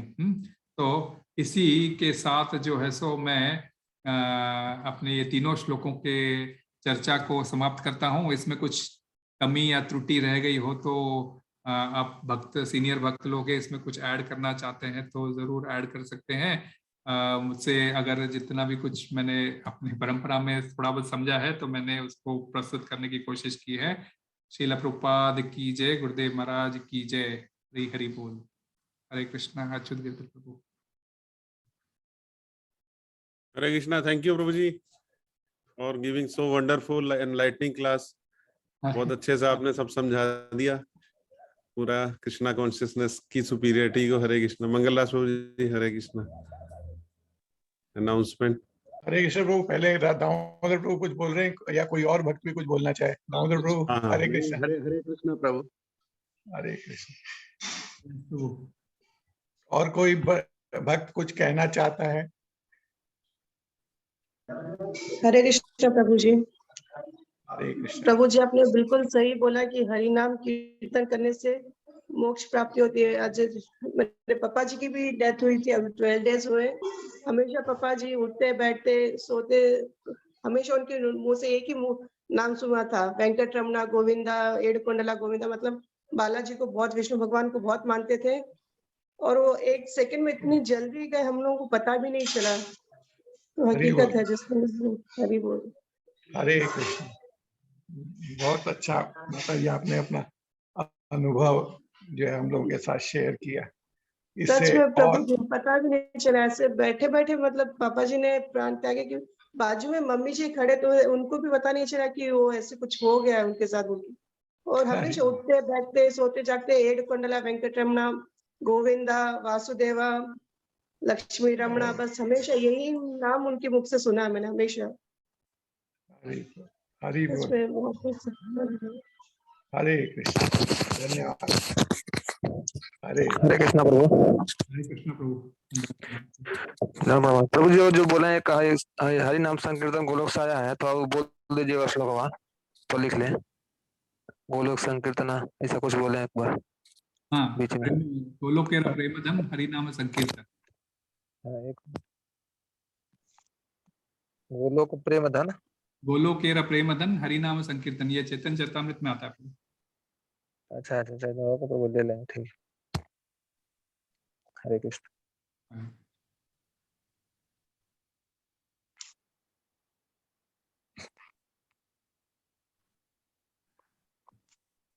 हरे कृष्ण। हरे कृष्ण जी। प्रभुपाद लीलामृत पढ़े हैं, समय है? मैं पढ़ सकते हाँ, हैं। क्यों नहीं। क्या रखा हूँ मेरे पास ही था, लास्ट कहाँ तक हुआ था, तो आप लेते हो या फिर? मैं पढ़ देता हूँ प्रभु जी। आप हरे कृष्ण। श्रील प्रभुपाद लीलामृत की जय। हरे कृष्णा। इसमें श्रील प्रभुपाद के जीवन की लीलामृत है। इसका अध्याय का नाम है स्वप्न साकार हुआ। हित शरण शर्मा 2 कारणों से सहायता करने में सक्षम थे।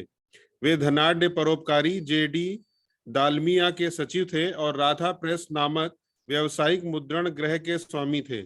श्रीमान शर्मा जानते थे कि यदि वे सुझाव भी दें तो भी श्रीमान डालमिया भक्ति वेदांत स्वामी को सीधे धन नहीं देंगे। इसलिए उन्होंने भक्ति वेदांत स्वामी को राय दी कि वे गोरखपुर जाएं और अपनी पांडुलिपि हनुमान प्रसाद पोद्दार को दिखाएं, जो धार्मिक ग्रंथों के प्रकाशक थे। उनकी राय को मानकर भक्ति वेदांत स्वामी ने दिल्ली से 475 मील की दूरी पर स्थित गोरखपुर की यात्रा की। इस यात्रा में भी खर्च तो हुआ ही।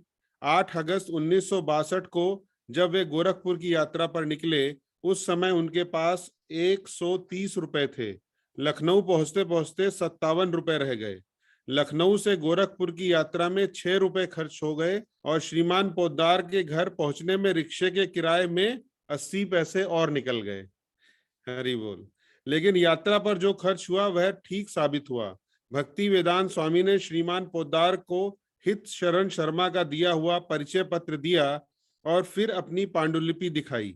पांडुलिपि का संक्षिप्त अवलोकन करने के बाद श्रीमान पोद्दार इस निष्कर्ष पर पहुंचे कि वह उच्च कोटि का ग्रंथ था और उसको समर्थन मिलना चाहिए।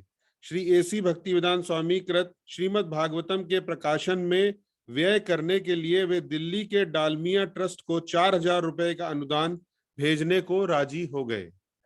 भारतीय प्रकाशक किसी पुस्तक की छपाई का कार्य करने के लिए पहले पूरा भुगतान नहीं मांगते। यदि लागत का बहुत कुछ अंश अग्रिम धनराशि के रूप में उन्हें प्राप्त हो जाए, पुस्तक की छपाई पूरी हो जाने पर और जिल्द बंद हो जाने पर ग्राहक जिसने पूरा भुगतान नहीं किया है, जमा की गई धनराशि के अनुपात में पुस्तक की प्रतियां ले जाता है और उन्हें बेचने के बाद उनके लाभ से और प्रतियां खरीद लेता है। भक्ति वेदांत स्वामी ने अनुमान लगाया कि एक खंड को छापने में 7000 रुपए का खर्च आएगा। इस तरह अभी 3000 रुपए की कमी थी। दिल्ली में घर घर घूमकर उन्होंने कुछ 100 रुपए और इकट्ठे किए। तब वे राधा प्रेस के मालिक हित शरण शर्मा के पास गए और उन्हें छपाई शुरू करने को कहा। श्रीमान शर्मा राजी हो गए। राधा प्रेस पहले 2 अध्यायों का अधिकांश भाग छाप चुका था। तब भक्ति वेदांत स्वामी ने आपत्ति उठाई कि टाइप यथेष्ट बड़ा नहीं है, वे 12 पॉइंट का टाइप होना चाहिए, लेकिन राधा प्रेस के पास केवल 10 पॉइंट का टाइप था। इसलिए श्रीमान शर्मा छपाई का काम एक दूसरे मुद्रक श्रीमान गौतम शर्मा के ओए प्रेस को देने को राजी हो गए। भक्ति वेदांत स्वामी के श्रीमद् भागवतम के पहले स्कंद के पहले खंड के 400 पृष्ठ ओके प्रेस ने 20-26 इंच साइज के कागज के एक पन्ने पर और 2 बार छापे दिए। तब यह तय हुआ कि पूरी 1100 प्रतियां मुद्रित करने से पहले प्रेस प्रूफ देगा, जिसे भक्ति वेदांत स्वामी देखेंगे। फिर प्रूफ की गलतियों को सही करके प्रेस दूसरा प्रूफ छापेगा, उसे भी भक्ति वेदांत स्वामी पढ़ेंगे और प्रायः दूसरे प्रूफ में भी गलतियां मिल सकती थी, इसलिए प्रेस तीसरा प्रूफ देगा। यदि तीसरे प्रूफ में कोई गलती ना हुई तो अंतिम प्रेस छपेंगे। इस गति से चलने में भक्ति वेदांत स्वामी को थोड़ी थोड़ी मात्रा में कागज मंगाने की आसानी होगी। 2 सप्ताह पहले सूचना भेजकर वे एक बार 6 से 10 रिम तक कागज मंगाते थे। जब पहले खंड की छपाई चल रही थी उस समय भी भक्तिवेदांत स्वामी अंतिम अध्यायों को लिखने में लगे थे। जब ओके प्रेस में प्रूफ तैयार हो जाते तब वे उन्हें लेकर छिप्पीवाड़ा के अपने कमरे में लौट जाते और जहां उन्हें सही करते और तब उन्हें प्रेस को वापस दे आते। कभी कभी 14 वर्षीय कांतवेदी जो अपने माँ बाप के साथ छिप्पीवाड़ा मंदिर में रहता था, प्रेस और स्वामी के बीच प्रूफ ले आने जाने का कार्य कर देता था। लेकिन 1962 के अंतिम महीनों में भक्तिवेदांत स्वामी आमतौर पर स्वयं ही ओके प्रेस प्रतिदिन जाया आया करते थे। छिप्पीवाड़ा के जन संकुल तंग गलियों से निकलकर वे जल्दी ही जामा मस्जिद के पास से गुजरने वाली सड़क पर पहुंचते और वहां से चलकर शोरगुल और भारी यातायात से भरे चावड़ी बाजार की सड़क पर निकलते। वहां कागज का बड़ा बाजार था जहां कंधे में रस्सी लपेटे मजदूर लोहे की छोटे पहियों वाली मजबूत काठ की गाड़ियों जिन पर कागज की गांठें लदी होती थी खींचते दिखाई देते। 2 ब्लॉकों में कागज के व्यवसायी ही फैले थे, Hariram Gupta and company, Roopchandra and sons, Bengal paper mill company limited, universal traders, Janata paper mart इत्यादि। बगल की गलियों में भी एक के बाद एक इन्हीं का फैलाव था। हरे कृष्णा। श्रील प्रभुपाद ने किस प्रकार से भागवतम को पब्लिश करने के लिए मेहनत करी, ये इसमें विस्तृत से वर्णन किया गया है। श्रील प्रभुपाद की जय। श्री प्रभुपाद लीलाव्रत की जय। सतस्वरूप दास गोस्वामी की जय। हरे कृष्णा। हरे कृष्णा प्रभु। आज सवेरे भी अपने प्रभु का जो चल रहा था प्रोग्राम, स्मृति सभा जो चल रही थी, तो उसके अंदर एक्चुअली मेरा और शुभांगी का सबसे पहले माला हम लोगों को स्वयं वेदावेद्य प्रभु जी ने दी थी और हमारे लिए कारक बने थे मंगलदास दास प्रभु। तो मैं एक्चुअली आज उन्हीं को याद कर रहा था। हम थोड़ा बहुत जो शुरुआत किए थे उन्होंने इस्कॉन में, गुरु महाराज को मैंने हम लोग एस्पिरेंट लेने के बाद हम लोगों को माला मिली थी। तो 2015 अक्टूबर नवंबर की बात ये है और मुझे हम दोनों को भी अवसर मिला कि उनके हाथ से हम माला ले सके और बड़ा एक उनको आज हम जाते हुए देखते हैं, हमको खुद को बड़ा दुख होता है, लेकिन चलो ये एटलीस्ट प्रसन्नता है कि वो जो जहाँ पर भी गए होंगे भगवान की सेवा में लगे हैं, वो लोग जाके उन्होंने वहीं पे सेवा में लगे हैं। और हम लोगों को बड़ा ये लगा था रूम में, तो हम लोग, मैं मंगलदास प्रभु को बहुत धन्यवाद देता हूँ कि उन्होंने जैसे हम लोग को ये पहली बार माला दिलवाई थी तो वेदावेद्य प्रभु जी के हाथों से दिलवाई थी। हरे कृष्णा प्रभु। हरे कृष्णा प्रभु। हाँ, वेद व्यास प्रभु जी का तो हम सबके ही साथ, सभी जो भी हम सब है, हर एक के साथ में ही उनका जो है बहुत घनिष्ठ संबंध था। वो ऐसे भक्त हुए प्रभु जी जो है, वही था कि अब कभी ऐसा लगता नहीं था कि वो अभी चले जाएंगे। अभी नहीं तो बहुत सारी इच्छाएं थी, बहुत विचार था कि उनके साथ में ऐसा करेंगे वैसा। पर ये भी सत्य है कि वो पूर्णतया जो है मुक्त थे, हमेशा आनंद में ही रहते थे और बहुत ही अच्छे भक्त थे, बहुत ही अच्छे भक्त थे। इतना अच्छा उदाहरण जो है हमने अपने जीवन में देखा, ये हम लोगों का सौभाग्य है। नहीं तो हम सभी जानते हैं कि आज के इस कलयुग में ब्रह्मचर्य का निर्वाह करना कितना कठिन है, और उनका जीवन तो पूरा खुली किताब था। और हमने इतने वर्षों और हमसे पहले जो आज हम लोगों ने सुना, वीर कृष्णदास प्रभु जी और सत्याराम प्रभु जी, जो उनको और भी हमसे पहले से उनको जानते थे।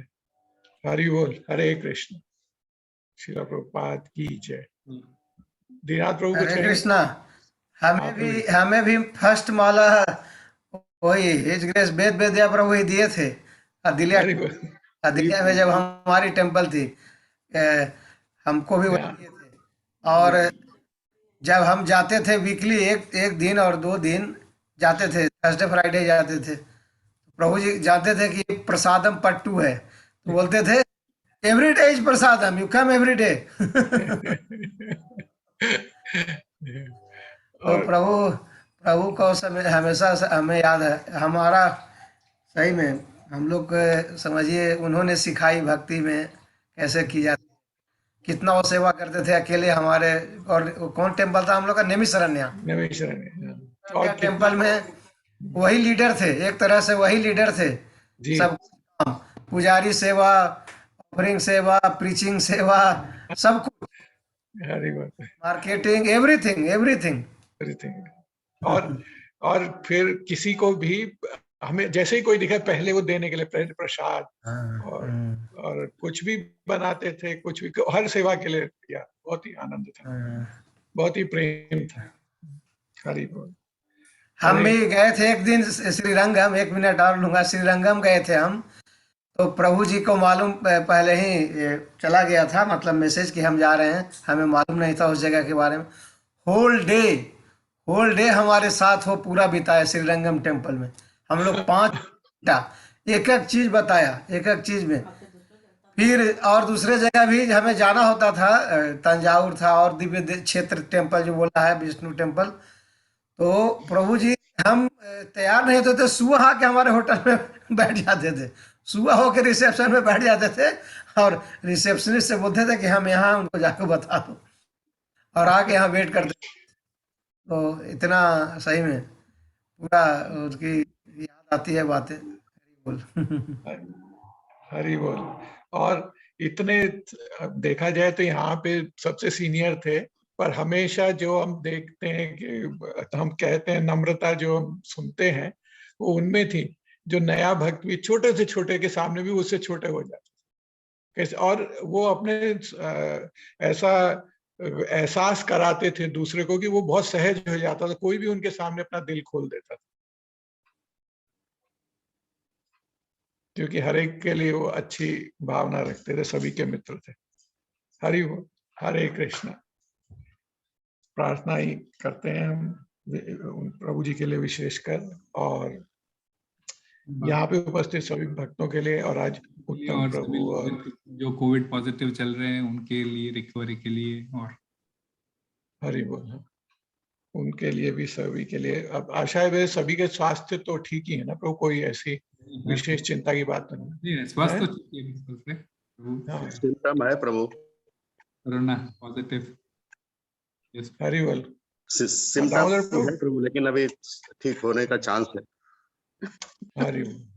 हाँ, इस बार ऐसा दीन पावन प्रभु का भी जो है कंफर्म्ड है। हाँ प्रभु, एक्चुअली परसों थोड़ा सिम्टम था प्रभु, चेक करवाया तो पॉजिटिव निकला, कल रिजल्ट आया। कल थोड़ा ठीक था प्रभु, आज ठीक लग रहा है अभी, जैसा आप हाँ। हरि बोल, हरि बोल। हाँ प्रभु, आराम कीजिए। बहुत सारे भक्तों को है अभी इस समय पे। बलवंत प्रभु से भी बात हो रही थी, तो उनका भी स्वास्थ्य थोड़ा, उनका भी पॉजिटिव आ गया भी पॉजिटिव। अच्छा, हाँ, कल तो नहीं आया था रिपोर्ट, आज आया अभी। ओके। हरि बोल, हरि बोल। हरे कृष्ण। प्रभु पॉजिटिव सोचना है, यही ऐसा समझना चाहिए। हाँ, बिल्कुल ठीक है। ये तो शारीरिक थोड़ा हमें पता है, असुविधा तो होती है कोई भी परेशानी पर। अब भी ये तो है कि रिकवरी बहुत अच्छी है, आप सब लोग आराम करें। और हरे कृष्ण, कोई चिंता नहीं करिए प्रभु जी, रिकवर हुए भक्त लोग हैं, देखिए नील माधव प्रभु हैं, मैं हूँ, तो सब लोग ठीक हो जाएंगे, कोई चिंता की बात नहीं है। ये लास्ट लहर है, सबको टच करके निकल जाएगा।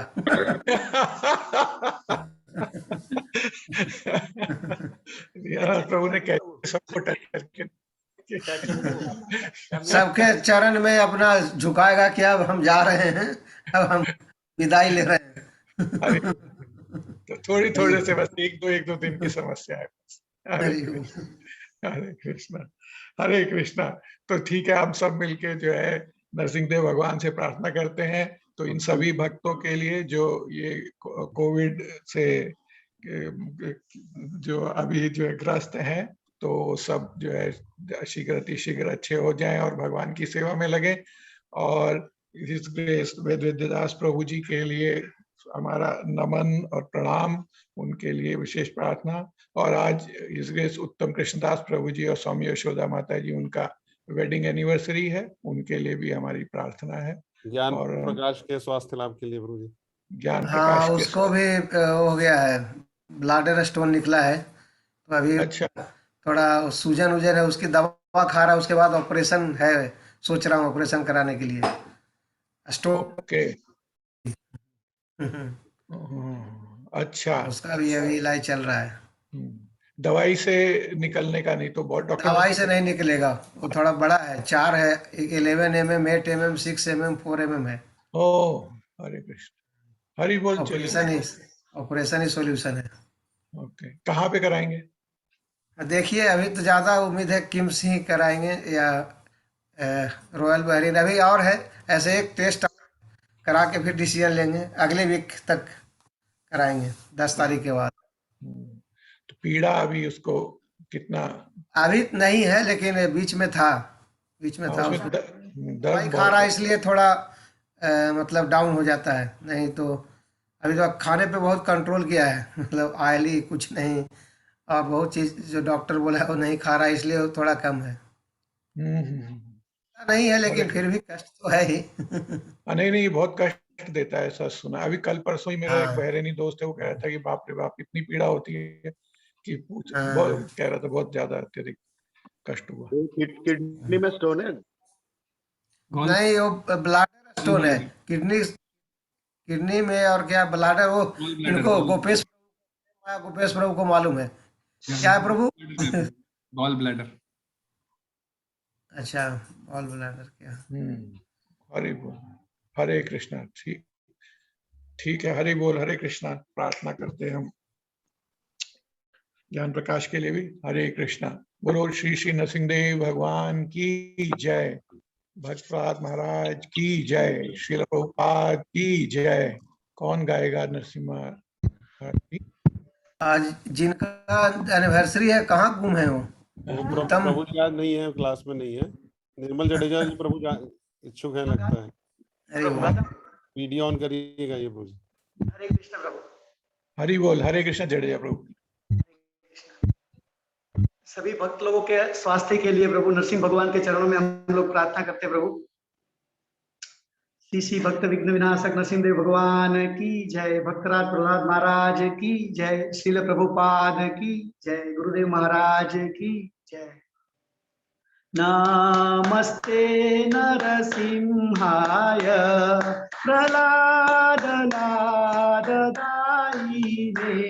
हिरण्यकश्यपूर्वक्षः शीलटङ्कानकालाय तो नरसिंहा परतो नरसिंहा यतो यतो यामि ततो नरसिंहा हरि नरसिंहा हृदये नरसिंहा नरसिंहा हरिं तव कर कमलवरे अद्भुत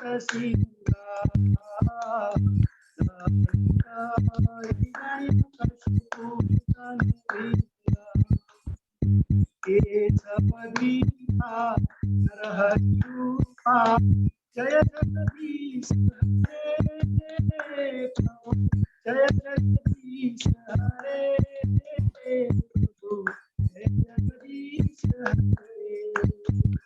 जय नरसिंहदेव जय, नरसिंहदेव जय, नरसिंहदेव जय, नरसिंहदेव जय, भक्त प्रहलाद जय, भक्त प्रहलाद जय, भक्त प्रहलाद जय, भक्त प्रहलाद जय, प्रभुपाद जय, प्रभुपाद जय, प्रभुपाद जय, गुरुदेवाय जय, गुरुदेवाय जय, गुरुदेवाय नरसिंहदेव भगवान की जय, भक्तराज प्रहलाद महाराज की जय, श्रील प्रभुपाद की जय, गुरुदेव महाराज की जय। थैंक यू वेरी मच प्रभु, गिविंग दिस सर्विस प्रभु। थैंक यू प्रभु। और आज अच्युत प्रभु जो आज डिस्कस हुआ कि अगले 11 से ही ना जो इनिशिएशन लेना चाहते हैं उनके लिए जो शास्त्रिक अध्ययन का जो पार्ट रह गया है, तो इंग्लिश में स्टार्ट हो रहा है टेम्पल में 11 फरवरी से। पहले प्रभुपाद के 5 छोटे बुक जो कंपलसरी है गुरु आश्रय के लिए, और उसके बाद भगवत गीता 18वां अध्याय पे, तो हर भक्त को नॉमिनेट किया जाएगा टीचिंग सेवा के लिए। और मतलब एक जनरल आइडिया के लिए कि जो इनिशिएशन लेना चाहते हैं तो एक प्रभुपाद के 5 बुक छोटे और भगवत गीता मिनिमम एक बार पढ़ा होना चाहिए गुरु आश्रय के लिए। और बाद में इनिशिएशन के लिए उनको भगवत गीता सेकेंड टाइम और भक्ति रसामृत सिंधु 19वां अध्याय तक और उपदेशामृता और नेक्स्ट और एक ये तो क्या है, nectar of instruction, nectar of devotion और ईशोपनिषद। यस प्रभु, एक बुक पढ़ा होना चाहिए। तो इसलिए अभी एक भक्त ऑनलाइन उसके बारे में बताएंगे, उस बुक के बारे में। तो मान लिया जो नहीं पढ़ पा रहे हैं वो कम से कम वो अटेंड करेंगे 100% उस क्लासेस को, तो उनको रिकमेंड किया जाएगा, मतलब उसके लिए, मतलब में वो पास है अभी